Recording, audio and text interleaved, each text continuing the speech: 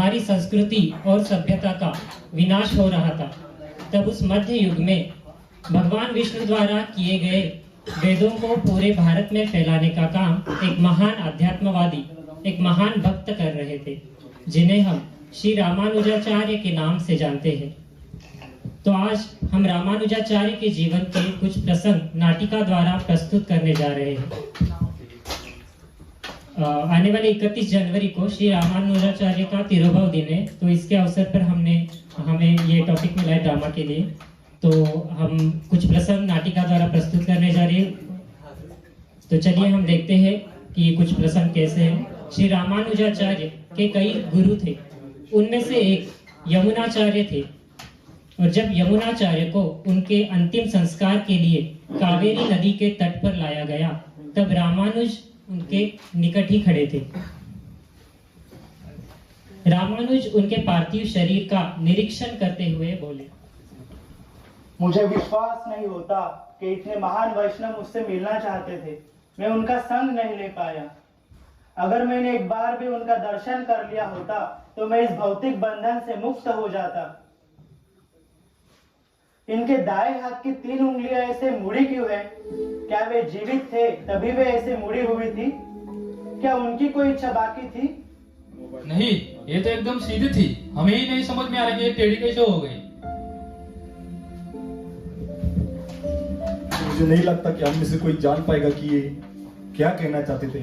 शायद ये राजगुनी के साथ चला गया है। रामानुज को यमुनाचार्य के 3 आज्ञाओं का साक्षात्कार हुआ और वे बोले, मैं भगवान विष्णु की आराधना में रत रहूंगा, लोगों को भ्रमित धारणाओं से दूर रखूंगा और पूरे संसार में भगवान नाम का प्रचार करूंगा। यमुनाचार्य जी की पहली उंगली खुल गई। भगवान विष्णु ही परम सत्य है। इस सत्य को स्थापित करने के लिए मैं श्रीभाष्य नामक ग्रंथ लिखूंगा। यमुनाचार्य जी की दूसरी उंगली भी खुल गई। मैं महान संत पराशर का आदर करता हूँ। उन्होंने विष्णु पुराण में भगवान विष्णु की स्तुति की है। उनके ही जैसे विद्वान वैष्णव को मैं पराशर नाम दूंगा। यमुनाचार्य जी की तीनों उंगली खुल गई।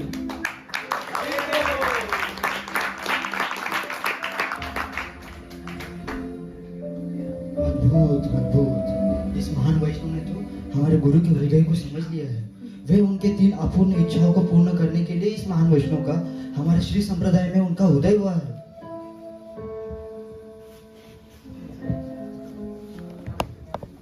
इस वक्त रामानुज एक गृहस्थ है, लेकिन भगवान ने यमुनाचार्य की 3 इच्छाओं को पूरा करने के लिए उनके जीवन में उनको संन्यास लेने के लिए उपयुक्त परिस्थिति उत्पन्न की। एक दिन महाभागवत श्रीपाद कांचीपुर्ण, जो भगवान के निजी सेवक, जो भगवान से नित्य संभाषण करते थे, वे भगवान वरदराज से बोले, हे वरदराज, मैं कितना सौभाग्यशाली हूँ, मुझे प्रतिदिन आपकी सेवा करने का अवसर प्राप्त होता है। कांचीपुर्ण, तुम्हारे शुद्ध हृदय से की हुई सेवा से मेरे हृदय को प्रसन्नता मिलती है। हे भगवान, मैं आपसे प्रार्थना करता हूँ, आज आपके प्रिय भक्त रामानुज संन्यास दीक्षा लेने वाले हैं। कृपया करके आप उनके लिए उचित संन्यास नाम बताएं। रामानुज मेरे लिए एक खास भक्त है, तुम्हें उसे यतिराज नाम देना चाहिए।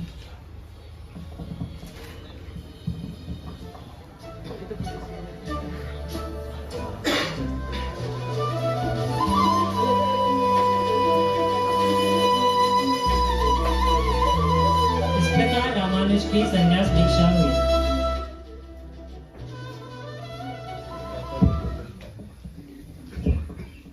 महात्मा गोष्ठीपूर्ण, मैं रामानुज, श्रीपाद महापूर्ण का तुच्छ शिष्य, मैं तिरुकुटीर से उनके आज्ञा से आया हूँ। कृपया मुझे वो वैदिक मंत्र प्रदान करें। नहीं, मैं तुम्हें यह गोपनीय मंत्र नहीं दे सकता। तुम किसी और दिन आ जाओ। इस प्रकार रामानुज गोष्ठीपूर्ण के पास गोपनीय मंत्र पाने हेतु 18 बार जाते हैं, परंतु हर बार वो मना कर देते हैं। अब 19वीं बार,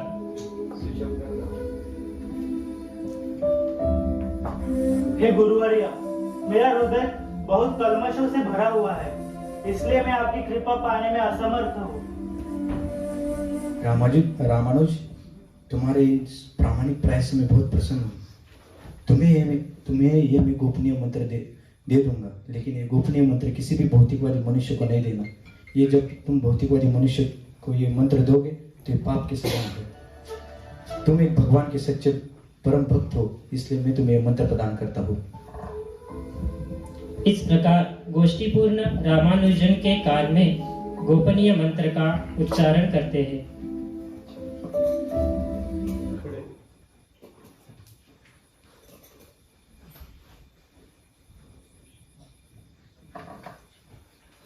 मंत्र सुनकर रामानुज भाव विभोर हो जाते हैं। आज मेरे जीवन का सार्थक हुआ जो मुझे इतना मंत्र मिला।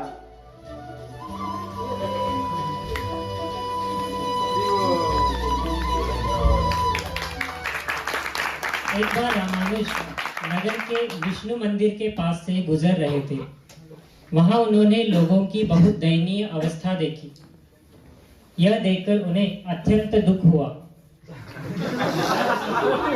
उन्होंने उनके दुखों को दूर करने का निर्णय लिया। प्रियजनों, आप विष्णु मंदिर के पास आओ।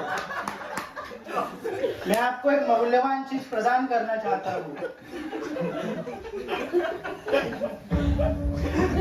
सुनो, ये भगवान के महान भक्त दिख रहे हैं। ये जरूर हमें कोई मूल्यवान चीज देंगे, इससे हमारे सब दुख दूर हो जाएंगे। आप सभी मुझे मेरे हृदय से प्रिय हो। आपको मैं इस दुखों से मुक्त करना चाहता हूँ। मैं आपको एक मंत्र देना चाहता हूँ जिसके उच्चारण से आपके इस भौतिक दुखों से मुक्ति मिलेगी। मेरे पीछे वो मंत्र को दोहराइए। ओम नमो नारायणाय। ओम नमो नारायणाय। ओम नमो नारायणाय। ओम नमो नारायणाय। ओम नमो नारायणाय। ओम नमो नारायणाय।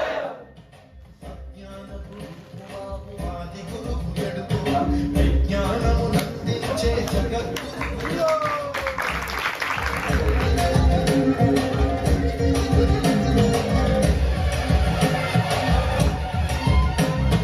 నిండుగా త్రిదండముతో నుదురు ఊర్ధ్వపుండ్రముతో కాషాయము దాల్చినట్టి కమలాక్షుడి రూపంలో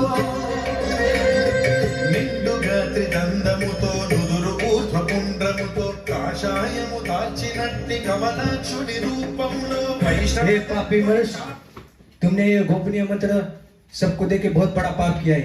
ये भौतिकवादी लोगों को तुमने गोपनीय मंत्र देख सबसे बड़ा बहुत बड़ा पाप किया है। तुम्हारा मुख देखना ही मेरे लिए पाप है। कैसे दे सकते हो? हे गुरुवर्य, मैं क्षमा चाहता हूँ कि मैंने बहुत बड़ा अपराध कर दिया। लेकिन अगर भगवान नाम से इन सब को अगर वैकुंठ धाम की प्राप्ति हो रही हो और उनको भगवान विष्णु के चरण कमलों पर स्थान मिल रहा हो, तो उसके लिए मैं अनंत जन्मों तक नरक में निवास करने के लिए तैयार हूँ।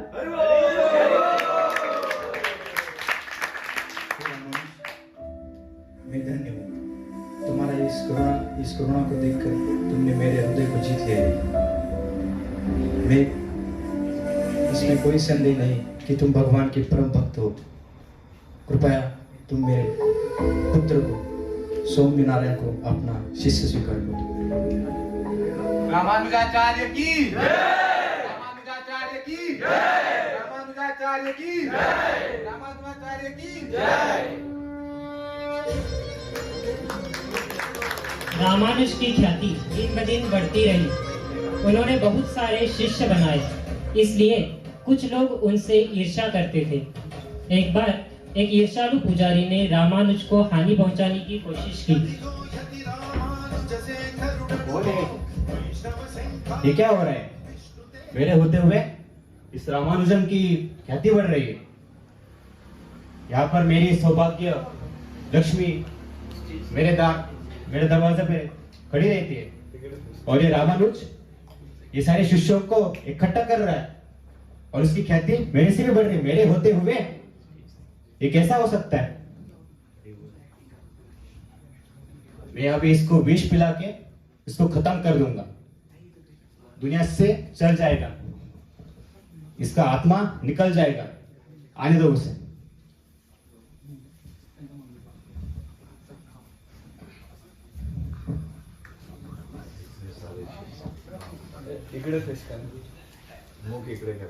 पता नहीं ये मुझे इतनी ईर्ष्या क्यों करते हैं। हे करुणा सिंधु, आप सबका कल्याण करते हो। आप बहुत कृपालु हो। कृपया इनकी ईर्ष्या को दूर करो।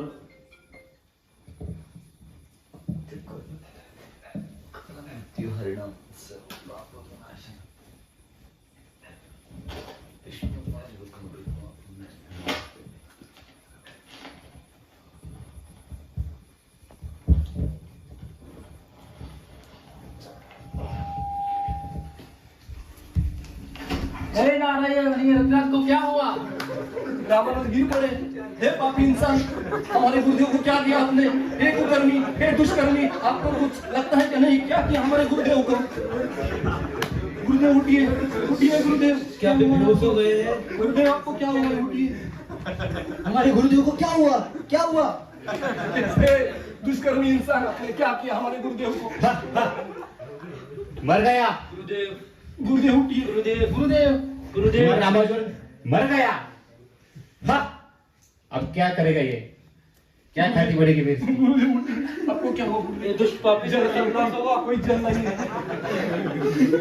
गुरुदेव, गुरुदेव, गुरुदेव, गुरुदेव, आपको क्या हुआ? आपको कुछ नहीं हो सकता गुरुदेव। गुरुदेव, ये मैं क्या देख रहा हूँ?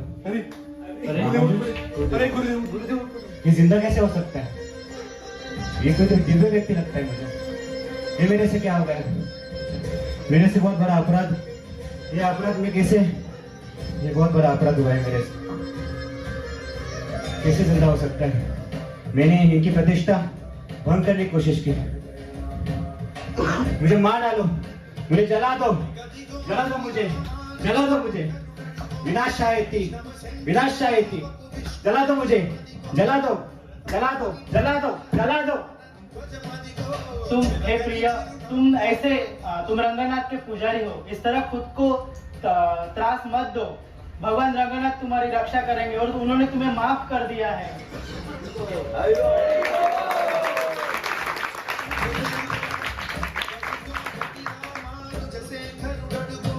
वैष्णव शंकरा बबू